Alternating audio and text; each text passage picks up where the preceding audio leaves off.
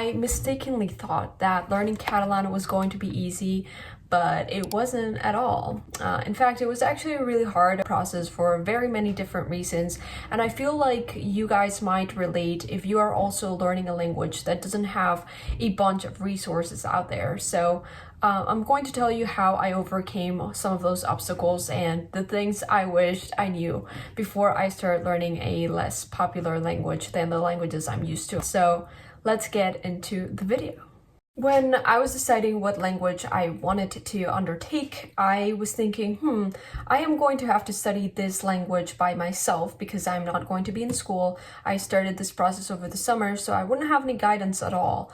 And I knew that I wanted to do something probably as familiar as possible. So I decided to embark on the beautiful journey of learning the Catalan language, mistakenly thinking that being a native Romance language speaker was definitely going to help me. It didn't. I guess being a native Romance language speaker helped me in terms of like understanding that Catalan had verb conjugations and understanding the basic structure of subject, verb, predicate. But aside from that, it didn't really give me an intuitive sense of how the language worked. And I feel like I was so used to coming from learning Italian and Portuguese to rely on my Spanish for everything that when I started learning Catalan, I felt a little bit of confusion in terms of how the language worked, because no matter how much vocabulary I gathered, no matter how many vocabulary lists I made, I never got an intuitive sense of the language past like those first 6 months of learning the language. But I think that I should have at least looked into how the grammar worked, because one of the things that I discovered by the end of those 6 months, and something that confused me eternally until I decided to look it up, was that the future tense that I thought was the future tense, because that's kind of like how we use it in Spanish, which is voy a ir, voy a estar. That's like the future in Spanish. It's actually the past in Catalan. So that was incredibly mind-blowing and something that I think would have helped me get the language organized in my brain if I had known that from the beginning. So don't start without a scaffolding and start building your building of vocabulary like I did, because past 6 months I felt like I had to wreck the entire thing down and start again. So that was a weird analogy, but at the same time I feel like it's useful to just look at the grammar and get a good sense of how the language is structured. The second thing I didn't realize, which was actually super unfortunate, was that I eventually was going to run out of resources. I personally like to learn languages through movies, series, and YouTube videos, and unfortunately I didn't find that many Catalan shows, movies, or YouTube videos that I genuinely enjoyed. I actually watched all of the series and movies that I found on Netflix, and after that I felt kind of like in a rut. It took me like 2 months to go through all of that content, and after I had finished all of that, I didn't know what else to do. Like I was scramming for new resources, for new videos, for new ways to get exposed to the language.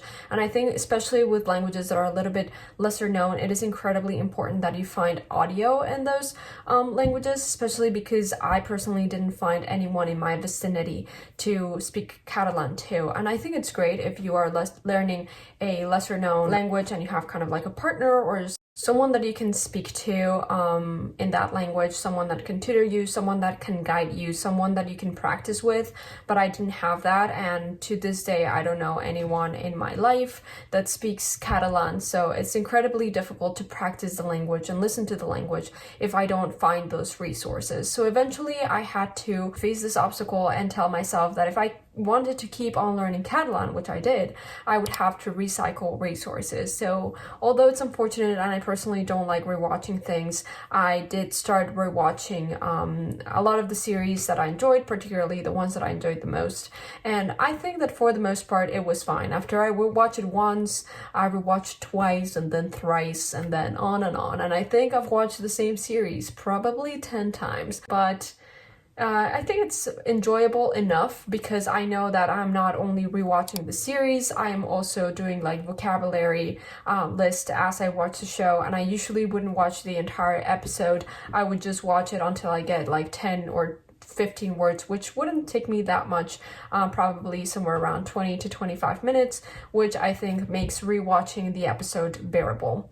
However, I did have to get creative in terms of finding other resources because I was not going to watch this series forever. Even if I watch it forever, it wouldn't really be that useful. I needed to find other resources as well.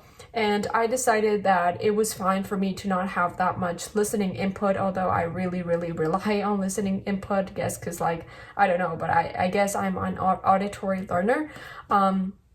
But eventually I came up with this idea that I had to find other resources. Even if they weren't videos, they were useful in other ways. So I went on Google and I started typing for a website where I could find articles in Catalan.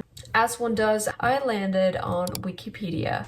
So actually Catalonia has its own Wikipedia page. It's called Wikipedia, but I am sure that if you're learning a language that is a little bit less popular, you'll definitely be able to find either a Wikipedia page like I did with Catalan, or you'll be able to find a section that has a bunch of articles in whatever subject you're interested in that particular language. And although I think there is a grain of truth in terms of like not being able to find a lot of auditory resources like videos and movies and series in a language that is less popular than the bigger languages, I do think it is possible for you to get a little bit creative with how you learn the language. So for example, I personally don't learn the language by reading, aside from like the languages that I'm really advanced in, like French, Spanish, and English. My practice for those languages definitely consists on reading more than listening, for example. But in the beginner stages, I feel like it's so much easier for me to just watch videos. So it was kind of like disappointing when I was not able to find those auditory resources and when I like recycled and was sick of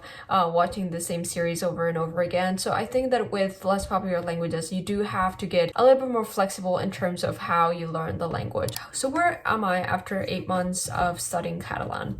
I did not make a huge progress with it as I expected it to, especially after making such a huge progress with Portuguese. I felt like it was going to be easy for me to make a big progress in Catalan.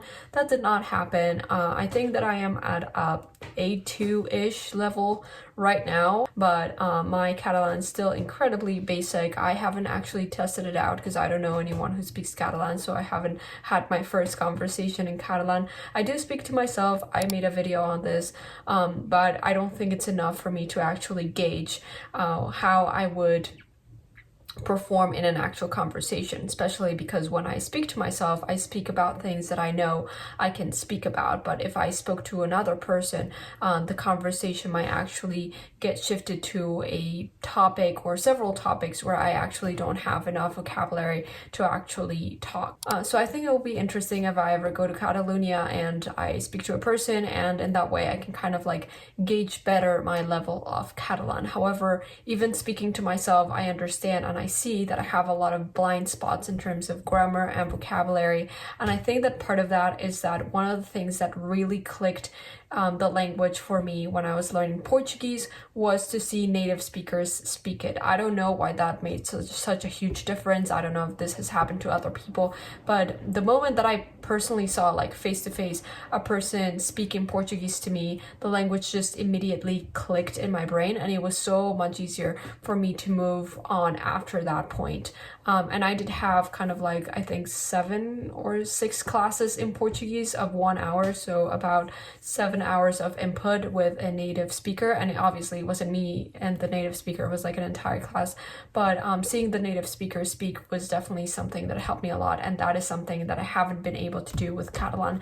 And another thing that I wasn't expecting was that after 6 months I wouldn't have my first conversation. You know, I thought that after 6 months I would have my first conversation already. So if you are learning a language that is not super popular and you live in an area that is not super close to the territory where the language is spoken, you'll probably not have a bunch of conversations as you've had with other languages that are a little bit more popular that you've studied in the past. Finally, guys, if you want some more tips on how to study basically anything, definitely go and head to Skillshare. Anyway, I just want to thank Skillshare for sponsoring this video. Skillshare is an online learning community that offers thousands of inspiring classes for creative and curious people on topics including productivity, language learning, time management, personal development, and more. As a life learner myself, I am always trying to hone my productivity skills. So I recently started a course by YouTuber and podcaster Thomas Frank called How to Build Habits That Last. One of the main takeaways I had from this course was to limit my goal list. I am definitely the kind of person that wants to pursue 10 goals at a time, but as Thomas Frank said in his class, it takes time and deep concentration to make genuine progress in the things I want to pursue. So having a myriad goals does have the negative impact of affecting the depth at which I can pursue something. So head on to Skillshare to get access to thousands of inspiring classes with hands-on projects and feedback from a community of millions. The first 1,000 of my subscribers to click the link in the description will get a free trial of premium membership so you can explore your creativity. Well, if you got to the last part of the video, congratulations. I guess you just get to see me all disheveled. Anyway, I'll see you next week, guys. Bye.